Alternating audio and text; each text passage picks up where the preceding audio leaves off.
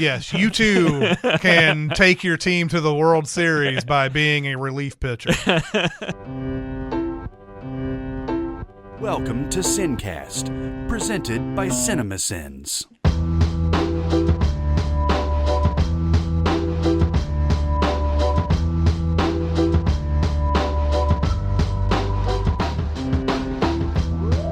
All right, everybody, welcome to the SinCast. This is Chris Atkinson from Cinemasins, joined by Jonathan Watkins from Cinemasins. Hello, hello. And today we're going to be doing a mini-pod. Mike Lowry pod? Okay, we'll do that. For Bad Boys for Life, mini-pod from Bad Boys for Life. The third installment in the Bad Boy series that came out, the first one came out in 1995. Directed by Michael Bay. This one, can't remember the director of this guy. Oh, sorry, I have it right here. It is Adil El Arbi and Bilal Fallah. I'm gonna go with. I guess they're they're a directing team. Probably. It looks like they have the other stuff that they do. It looks like they did some music videos, maybe. A movie called Gangsta, another one called Black, another one called Image. Yeah. Wow, this is a step up for them. This is their. They worked on the Snowfall show. It looks like so. They graduated from one-word titles to a four-word title. They're good. But and man, what a difference it makes when Michael Bay is not behind that camera. No kidding. Although he is in front of it at some point. So Bad Boys for Life is the third movie. I did not have any expectation that this movie would do well at all. Nope. And for the Martin Luther King weekend, it made $73 million. Yeah, was it a record? I think is an American Sniper, I think, holds the record. It was something like that. Yeah. But it made a lot of money. Even though American Sniper was one of those it had come out the previous year, but then it had its big opening in January. So I don't even know if I count that, but it made a shit ton of money. It did. Yeah. It did. But this made a ton of money. And yes, you're absolutely correct. Not having Michael Bay behind the camera is such a huge thing for this movie. I don't know if this is. I'm trying to think if this has ever happened before. I can't imagine it has, and if it has, it's very rare. But I don't like either of the first two Bad Boys movies very much. The first one is. It's very average. Yeah. I mean, it's probably and as far as Michael Bay films go, it's not bad, but it's probably like a C. It was his debut. Yeah. Oh, that's right. Yeah, it was the one before The Rock. So that was probably like a C. And then Bad Boys 2, I mean, that's an F. I'm sorry. Yeah. I know there's people out there that unironically love that movie. No, Bad Boys 2, there should be something lower than F. I know. For that. I mean, it's horrible. You can't have rat fucking in a movie and not just, I don't know. But they fuck like we do. But I was going to say was I don't think this ever happened where I disliked the first two and then liked the third one or liked the sequel to a movie I didn't like the original. Yeah, it's crazy, right?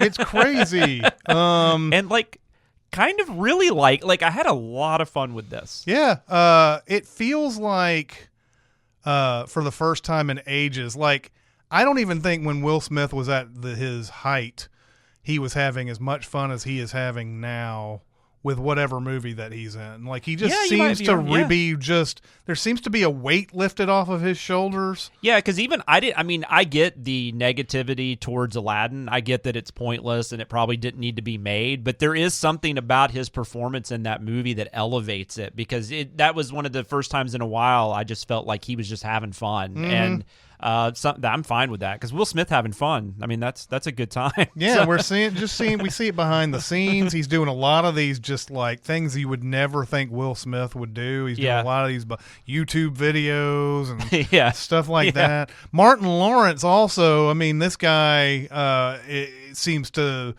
have hit we haven't seen him in a while, really. Yeah, I know. I just thought about that. I meant to look that up earlier. What his last kind of reasonably big thing was apparently he was in the Beach Bum, the Harmony Korine movie, but I didn't see that. Big Mama's Like Father Like Son, I guess, from 2011. Yeah, it's been a while. He hasn't really been showing up in a lot of movies, but he seems like, I don't know. They both just seem to be having a lot more fun. There's just a weight lifted off of them. There's no pressure. Yeah. And it just, it translates in onto this on screen. Well, and what enjoyment you're going to get out of the first two movies is definitely their chemistry. Mm-hmm. They play off each other very well, but this was the first time where, I feel like genuinely laughing at some of the jokes. Mm-hmm. I guess I there was like, that's what I'm saying. That's the difference. I mean, Michael Bay has talents. Like, there are things he can do very well. Subtle comedy is not one of them. No. And that's what I'm saying. It was so different in this. Like, when we just did Bad Boys 2 for Cinemasins, and you have those scenes like Will Smith getting a blowjob in the counselor's office, mm-hmm. and the rats fucking, mm-hmm. and them like basically terrorizing this kid, and just this awful, like, in a lot of, like, I mean, it's I don't know, a lot of problematic stuff too, as far as, like, sexual issues and things like that. Mm-hmm. Whereas in this, there's actually like this whole like there's these really interesting like subplots to it. There's these themes about getting older, mm-hmm. and what that means, realizing you're mortal. I mean, Mm-hmm. which you would never expect from a Bad Boys movie. Yeah, and what I can't remember which actor I heard talk about that. I think it was Will Smith was talking about how the other theme of it is having a friendship like they do that's lasted for years, and one person wants to go one way and the other person wants to go another. Absolutely, yeah. And it's a hard decision. Yeah. When that type of thing, when everything that you're doing not relies, but has been with the other person for all this long, and then when somebody wants to do something else, it feels like a betrayal, but that's sort of a life thing that everybody has to deal with. Oh, absolutely. Absolutely. This is a throwback. You don't see regular cop movies anymore. No. This used to be the big deal in the 80s and then the 90s. Buddy cop movies were just rampant. Lethal Weapon. You always have to compare these movies to stuff like Lethal Weapon and Tango and Cash. Yeah, for sure. The Hard Way and all these type of things. But you don't see them much anymore because our heroes now are mostly comic book characters, and comic book characters have just sort of taken over that hero action space. Absolutely.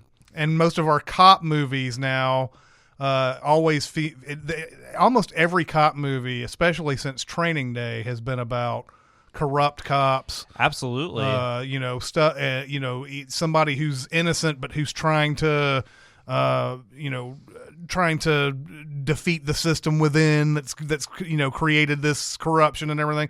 And so it's a tremendous relief to have a movie where there's not any of that. Yeah, for sure. And I mean, it feels modern. Like, it's got like you've got the younger cops, and they're in like their new unit where they're very tech savvy and all that kind of stuff. So you have that stuff in there, which was also kind of an interesting parallel with Will Smith and Martin Lawrence's techniques and everything, their characters' techniques. But like you said, it also feels very 90s. It kind of feels like in that vein. But it works. Yeah. Somehow. And I was instantly, I don't know what it is. I was instantly just put into this world, and I didn't care. Like, this to me is what you do when you have a movie that's take your brain out for a second. Yeah. This is, I've never believed in that or whatever, but I believe when they tell you, here's your premise right off the bat, and you just kind of like, okay, well, then I'll just go with this. Then everything after that flows easily. This movie is patently absurd, actually. When when you think about it. Absolutely. I mean, you don't have to think about it, but and it is rather dumb in parts. Yeah, I mean, it's not perfect, but it's got that typical thing where you have a villain who's like breaking out of prison, and then they want revenge on everybody, and it's this whole like, well, we can't just have revenge, but we have to make the hero suffer too. Yeah, and this whole this whole drive to do that is basically the villain's undoing, essentially, because they can't just go ahead and kill somebody. They have to we got to make them suffer. Well, and I will say that was interesting too. I mean, we'll get more into that in spoilers, but this movie is R. Which the other two were too, obviously, but this movie is it's super super violent when it comes to the killings and stuff, and they don't shy away from once the villain sets their plan in motion. They definitely go forward with it and just start killing a lot of people. Oh yeah. I mean, it's actually, I don't know. One of the problems I probably actually have with the movie is that I almost felt like this was a more serious situation than the police force seemed to be taking it. Like, I feel like with this kind of massacre going on, with these kind of people that are a little higher up, you would think there'd be more than 5 cops. Oh, well, you'd have the FBI, and you'd have also, I guess you'd have the FBI on this at least.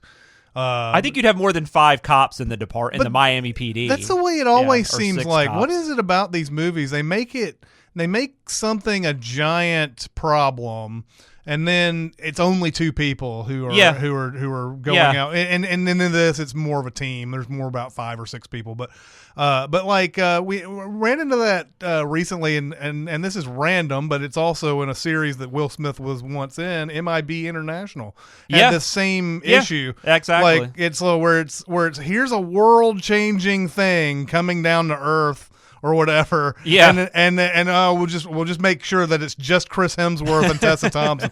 The American MIB is not in on it. Nobody else is in on it. We have to make they have other things. They have more important things to do.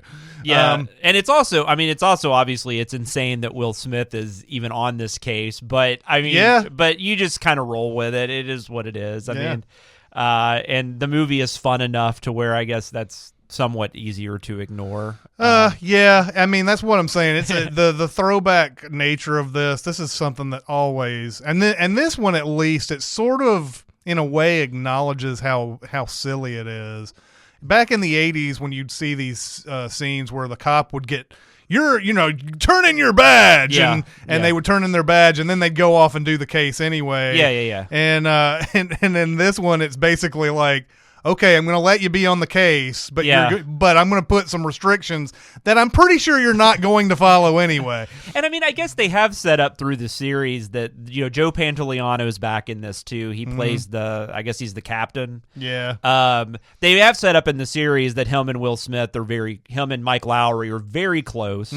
And they still have that running theme where he's always like, he's got stress, and he's like, and thinking this one, isn't he like drinking Pepto-Bismol every scene, Joey Pants? Yep. And which it was nice to see Joey Pants back, by the way. I hadn't seen him in a while either, along with Martin Lawrence. But so I guess there's some I guess you could kind of see him letting him do it, but there'd be somebody higher up that would be like, no. Yeah.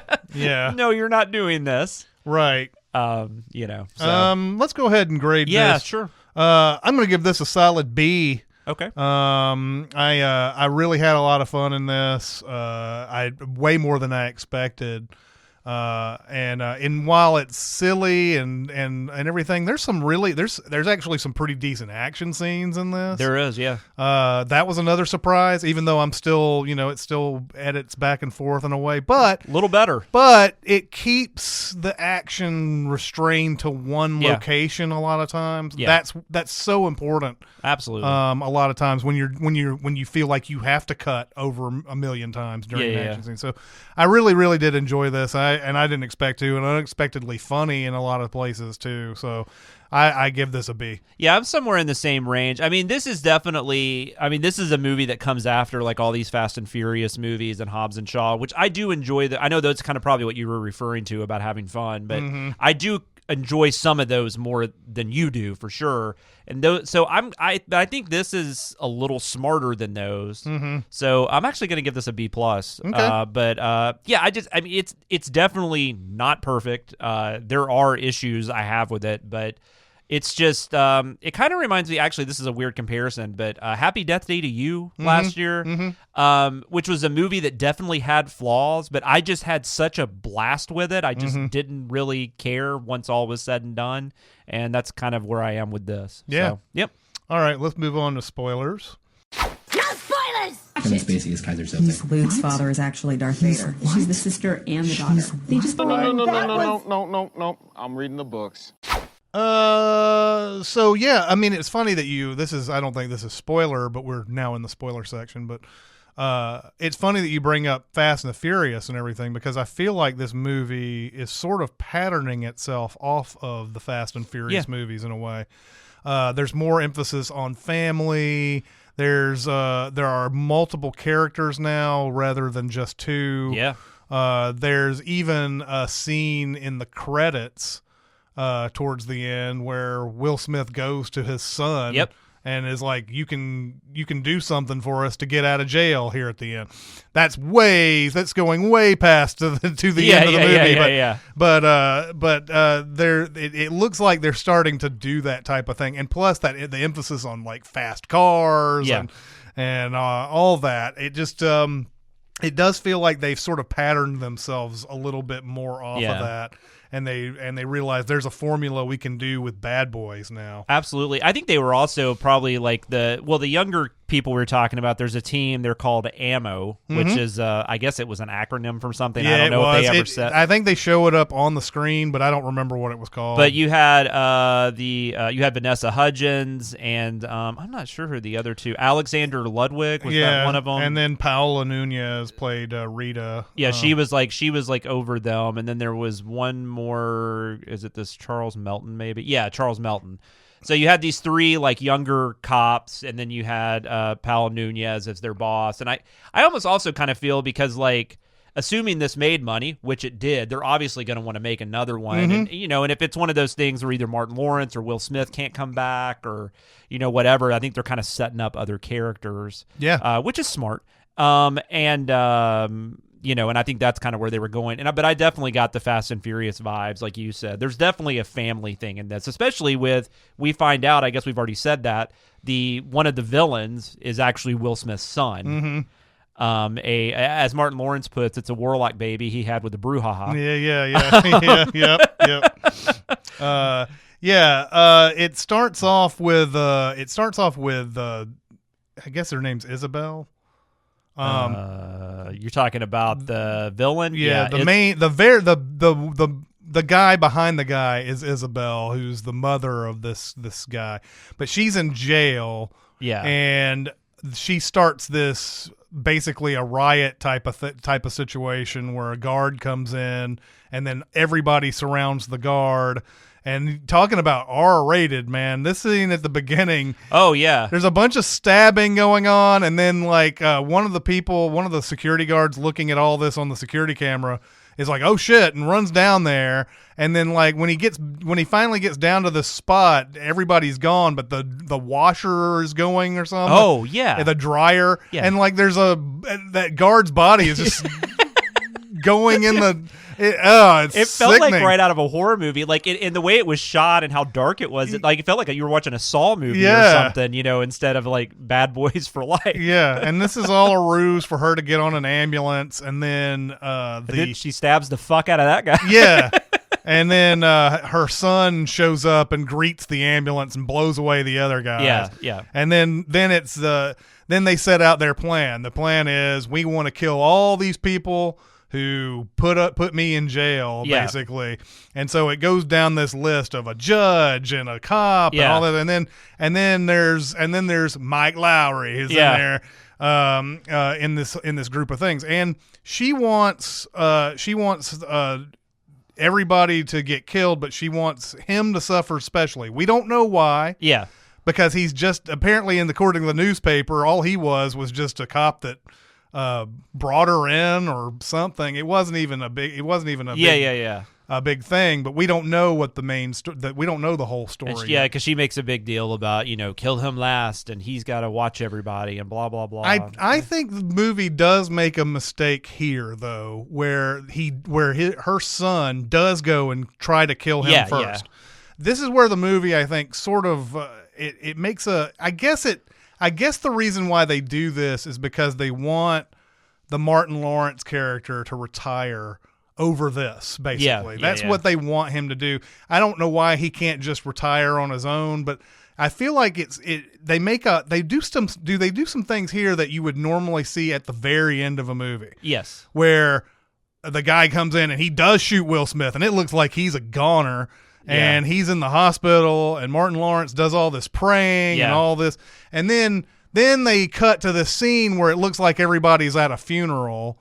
Yeah, but it turns out to be a wedding, and all of that seems like something that you would put at the end of the movie. Now that could also be something where they're subverting expectations because you would normally see that at the end. But I think it kind of it doesn't make much sense to me. No, because if you're trying to make me think that Mike Lowry, which I guess people that hadn't seen the trailers or anything, maybe they would think that, but come on. Yeah. I mean, they're not going to kill him, at least not right there. Yeah. Maybe they kill him at the end. Right. And then at the end, you can be like, oh, my God. Yeah, no, I agree with you on that. And so I didn't understand that. Exactly. That's the main issue. Fact, you're like, there's no way he's dead. In fact, what's funny is when they were at the bar with Martin Lawrence and celebrating him, I thought that was a retirement party at first, but then I guess it was because he became a grandfather. Yeah. But I really thought that was a retirement party because they had the whole force was there and they were giving these speeches. And then you get to that scene at the bar where he's like, I think this is it. And Will Smith is like, what are you talking about? I'm like, wait, isn't he retiring now?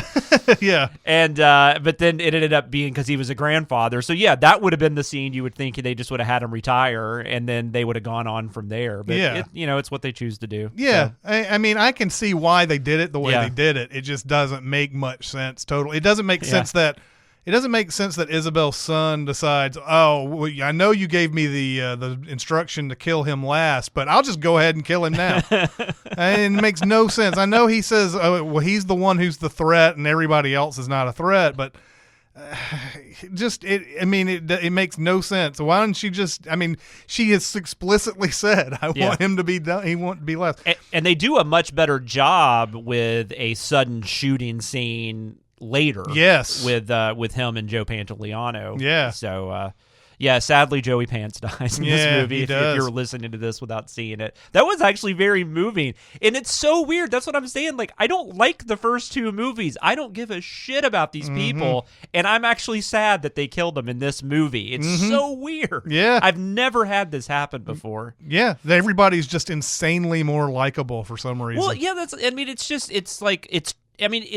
it's toned down. It's not toned down, I guess. There's a lot of action and stuff, but it's still toned down. There's less, I'm sure there's some problematic stuff if I went through it, but there's definitely less homophobia and sexism and stuff like that. They treat all the different they treat the women a little better. There's a little more diversity going on, but it's still, obviously it's an action movie, but I don't know. It's just like you said, the humor is just better grounded. There's honest to God emotional scenes, stuff like that you just would never find in the first two movies. And it's crazy. Yeah. And it's I'm actually excited to see what they're going to do with this. Yeah. My favorite comedy scene in this movie is when Mike Lowry wants to get Marcus back helping him and everything. Marcus is babysitting babysitting his granddaughter. Yeah. So they're driving along and he's like, I'm babysitting the granddaughter and I'm making grandson. Sorry, it's Marcus Jr. Oh, it's grandson. Yeah, that's right, grandson. And they call him the same name and everything. Yeah. He's babysitting him, and he's basically making up a situation with his wife, Teresa Randall, who I like to see again. Oh, absolutely. Making up a situation with his wife because he's done this thing where he's broken the fan, and the fan has smashed the TV, and he's given her a spa day. He's bought a spa day for her. She is in this thing getting a massage and having a great day and everything. And Will Smith comes in with this little baby carrier thing and just looks looks at her and says, and just puts the baby down on the floor and then walks out the door. Yeah, no, she's like, Mike, no. I laughed for so long on that scene. It was so well done. I love it. That was good. And then even shortly after that, after they get in they're going to meet a former CI. That's kind of how Martin Lawrence gets dragged into this. Yeah. The CI contacts him instead of Mike. And they go and see him, and then the dead body falls on top of Martin Lawrence's minivan. Another very weird scene. That is a very weird scene, but it does produce a great visual. Like a few minutes later, where they're driving back home, and they're like the van roof is so indented, they're having to like lean their head out, and they have no windshield. Yeah, and it's just I don't know. It's just a really funny visual. It is funny. I was just sitting there after the body just crashes into this car. Everybody's just walking around, no big deal. Oh yeah, that was very weird. Well, I mean, even like they had a lot of that. Even like at the beginning with the whole, there's a what you think. Well, that was actually kind of fun too. We didn't talk about that beginning scene where usually these movies start off with a big action scene, and you think that's what's going on because there's Will Smith is driving his car with Martin Lawrence in there. They're screaming at each other. There's cops. Oh yeah. But they're actually just going to the hospital to see Martin Lawrence's granddaughter. I assume they have a police escort or something. I don't know what's going on there. His grandson, our grandson. Sorry, God damn it. Well, I think we're trained in these movies to think it's a girl every time because I feel like it is most of the time. But yeah, exactly. That it's just there's so many like silly things like that. But I was just sitting there, and even when he's getting shot at the beginning, and the dude's on the motorcycle and he shoots him, it seems like I think that's the only time I actually see people like genuinely concerned about somebody who's like dying in the street in front of them. This movie has a couple other movies came to mind during this. Isn't it Lethal Weapon 3 where they're making the bullet that can go through everything? Is it that one or is it 4? I think it's 3. I think you're right. It's been a while since I've seen either one of those, but I think you're right. Yeah, Lethal Weapon 3, and I think it's Lethal Weapon 3, but the bad guys are always making these bullets that are like the most terrible bullets of all time, and here's why. And this is what the bad guys are doing in Bad Boy.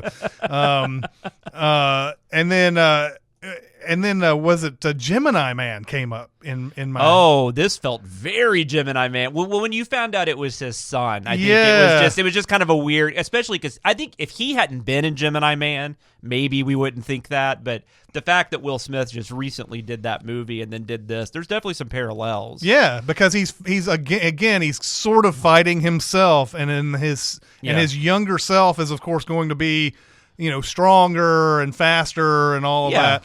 Whereas the experience is going to, be his game, even though he's also strong and fast. Yeah, and I love that scene actually, even though there is some dumb stuff about, we could never figure out what's going on, but that's fine. I mean, sometimes that's the way, and the way he figures it out makes sense. But there's that. But then he's at the computer. I don't know. Somehow he starts thinking it's her. It's the Isabel, and he has. It's because he says the son says "hasta fuego." That's right. And so like he goes back and he goes through this whole is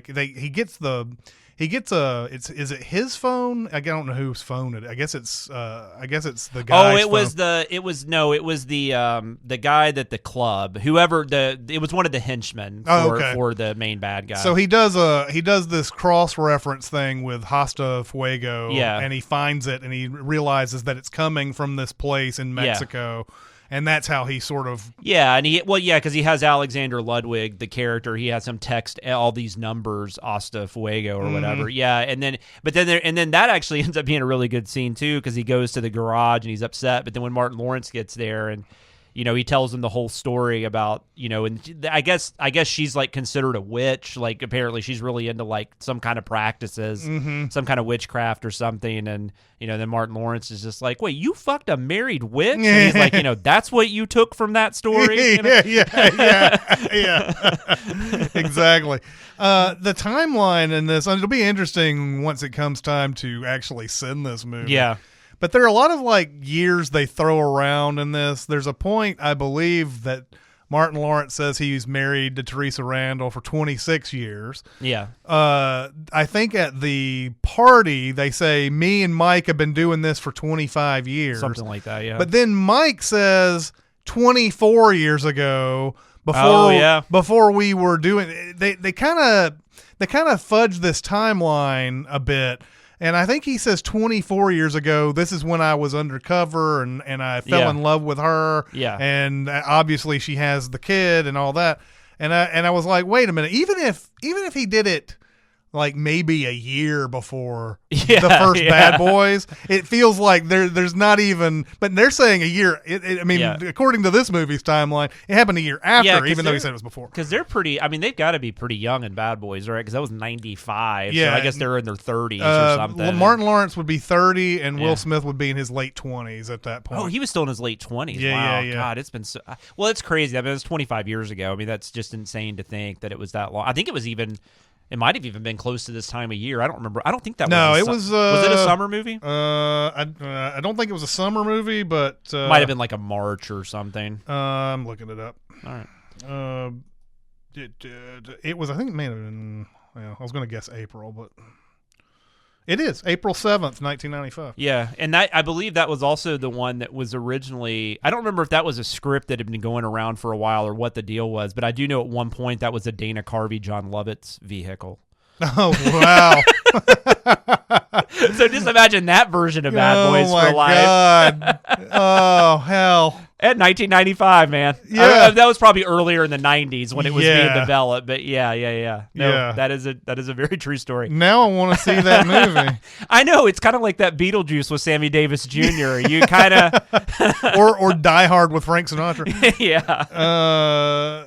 Getting to the other part of the team, I really like the other part of the team too. Vanessa Hudgens continues, I feel like, to like I think she's slowly carving out something that might be awesome in the next few years. Yeah. She hasn't done anything like breakout or breakthrough or anything. What was the movie? The only she had a role in the Harmony Korine movie, Spring Breakers. That might be the most like.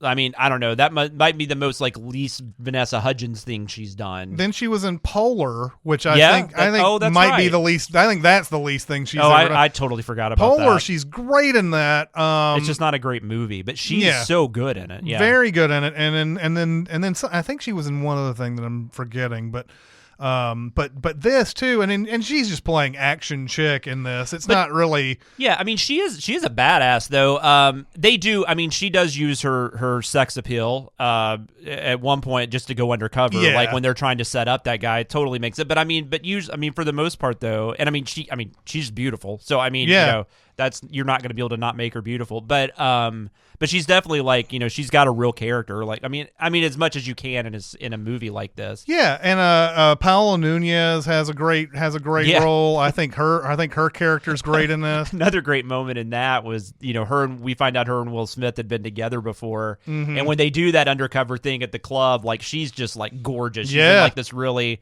hot dress and everything, and Martin Lawrence just looks at Will Smith. He's like, "Man, you fucked up." Yeah.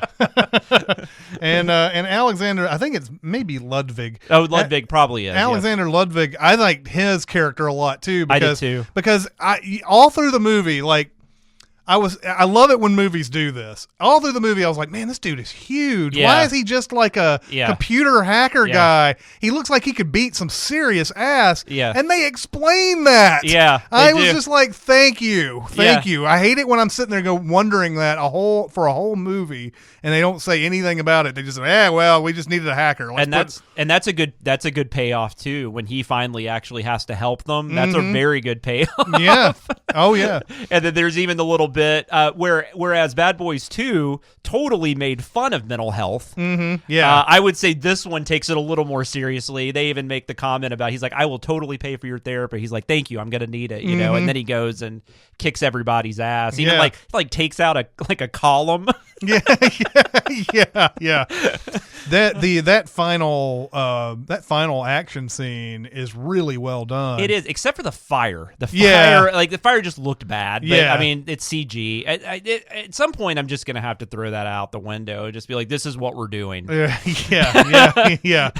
There's a shot in here. I kind of wished it lasted a little bit longer, but there's a shot in the middle of this firefight at the end where I believe it's I think it's Rita Paola Nunez's character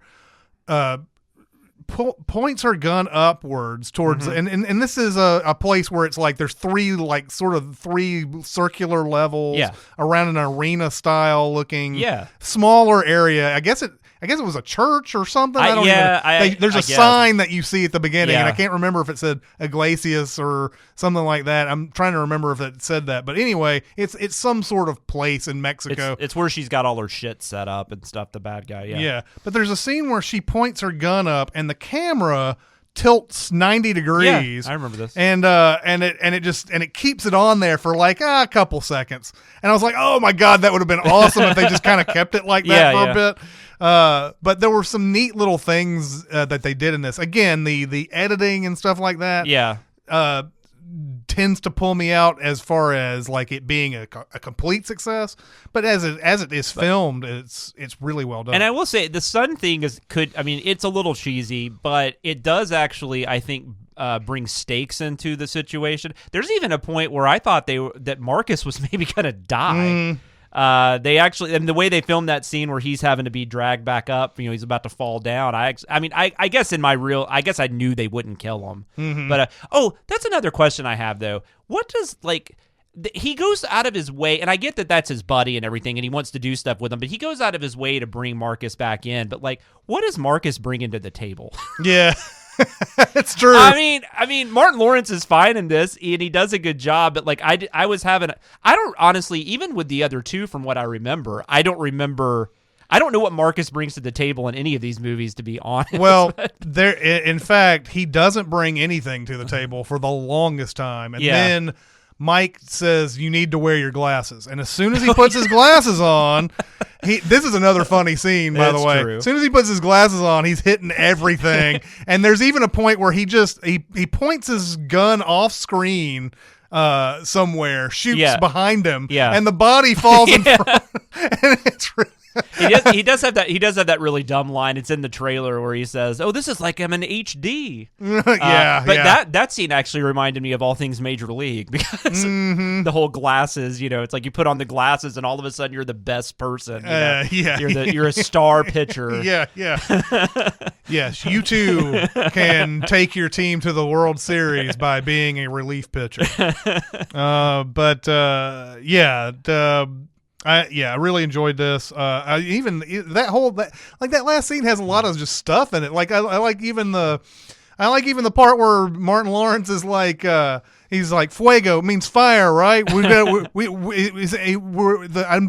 worried about the fuego." Yeah. And then later on, 5 minutes later, he goes, "Hey guys, we need to get out of here. The fuego situation or whatever."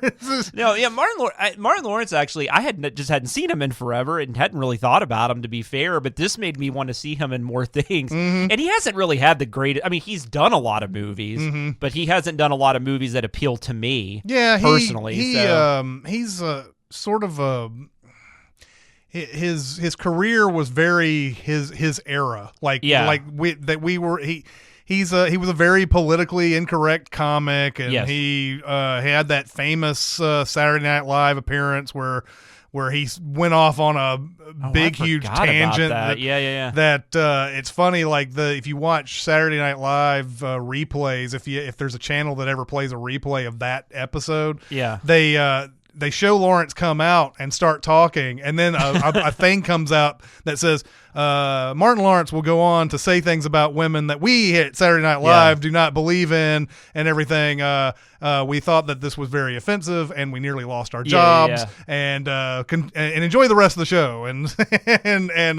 But he's in that. He's very part of that era. I think Eddie Murphy, and to some certain extent, had that same. That same issue until he found a comeback vehicle. What else do we need to talk about on this movie? I don't know. I don't think there's much left to say. Yeah, I mean it's a lot of fun. The action is pretty good. The overall plot, the story which we've gone through, is a little ridiculous and it's a little over the top. And I mean, there's a few things that seem kind of silly. Will Smith. I mean, the fact that another reason why shooting him at the beginning kind of irked me, because I was having a harder time buying that he'd be back like 6 months later. Yeah. Because, I mean, he really gets shot. Like, it's multiple gunshots. And, yeah. Like, I don't even know how he's walking. Yeah. You know, how nothing much got less hit. alive. Yeah. And so that was kind of hard. And then also just, the stuff with the way they do where he takes out all the other people involved, with the exception. Oh, that was another thing. Like, Joe Pantoliano, for some reason, is way later than everybody else. Like, they do a montage of like the mayor and the judge or whatever, the lawyer. You know, they all get shot up and stuff, and they do that like it's almost like it really is a montage. I mean, I think they're even like playing music and stuff. It's kind of weird. Yeah, it's just a series of points where, like, are you talking about when they're all getting killed? Yeah. Yeah, it's a series of points where the guy where the dude is. I keep calling him the dude. That character name was Armando. Yeah. He goes to all these different spots, and like he's either snipering or he's some other usually I think it's sniping people. But it's a little over the top and ridiculous, like a lot of these action movies are, and and it's definitely not going to be like ever, I would say, at the top of the action movie pantheon or anything. But if you're in the mood for a nice 90s, 80s throwback to these kind of action movies that they don't make really anymore, or if you've enjoyed the first two movies, I can't imagine you're not going to not like this. I don't know how. You have to have some sick fetish for Michael Bay to say that this third one's not going to. And he is. I don't know how involved he is. I mean, he makes a cameo. He's at the wedding, and God, he is thin. Yeah, like he looked like. I mean, not that he's ever been like big. I mean, he's a tall guy. But... He wasn't even a producer on this. Okay. Jerry Bruckheimer, obviously, because that's who started it all with Don Simpson. That was interesting too, seeing the Simpson Bruckheimer. I don't feel like I see that much anymore. Will Smith was a producer on this too, okay. but it looks like they just kind of brought him back as, hey, you're a buddy. We know that you started this. Yeah, and this is probably because I didn't really like Gemini Man, and I mean Aladdin's okay, but this has got to be the best Will Smith movie in a while. Yeah, I would say. So it's just a lot of fun. Yeah, I mean and this is a perfect time of year for it too. Like, because there's just not. Other than Oscar just movies, never anything that it's a good proving ground for a movie like this. Which the last one came out in 2003, I think. Yeah. It's a good proving ground because usually movies like this that come back so many years later, people are very indifferent to it because the audience that used to love movies like this are now older. They have kids. Yeah, all this, they don't really care about this type of stuff. But they really did a good job of. I mean, putting it in January. Exactly what you're saying is. If they put this in April, it gets I think it gets swamped a little bit. Yeah, although probably. it may have done okay in April. Yeah. But if you put it in the summer, then you're really saying, I really hope people watch this in the sea of all the other things. Although this summer is probably going to be bad. I don't know. I'm weirdly getting now, like, I love how trailers will do this too. When I saw the first trailer to Black Widow, I was kind of like, all right, that's a cool cast. Now that I've seen it like 8 times, I think I've kind of talked myself into wanting to see it. But yeah, who knows what's going to happen. That Ryan Reynolds movie looks so awful, I think. It has a chance. Look, I mean, it could be really good. It looks like it's probably going to be awful, but it could, like, if they do certain things, it could be great. Well, who's playing the bad guy? Or I don't know if he's the bad guy, but it's the director of Thor Ragnarok. Taika Waititi. Yeah. I mean, if he's going to be in it, him and Ryan Reynolds going up against each other, I'm down. Mm-hmm. But yeah, no, I don't have high hopes for this summer. But I don't know. I'm going to quit having high hopes for summers moving forward because I think maybe that's partly age too. That's just not the kind of movie I want to see as much anymore. Yeah. So. All right. Well, what did you guys think of Bad Boys for Life? We actually liked it. I was very surprised. Go to SinCast presented by Cinemasins on Facebook, and you can also go to Cinemasins Twitter, Music Video Sins Twitter. We also have a SoundCloud. We are on Discord. If you want to get on Discord, you can go to our Reddit page and see a link on the right side of the page, or you can go to me on the Facebook page and private message me, and I can give you a link there. Where can they reach you, Jonathan? I am on Twitter. You can reach me at SamLoomis13, and you can hear me every week on Behind the Sins podcast with Danae Hughes and Aaron Dicer. All right, well, that'll do it for this mini-pod. It's Chris Atkinson and Jonathan Watkins. We'll see you next time. Thanks for listening. Comment on our episodes on our SoundCloud page. Check us out on YouTube, Twitter, Facebook, and Reddit. And be sure to visit cinemasins.com.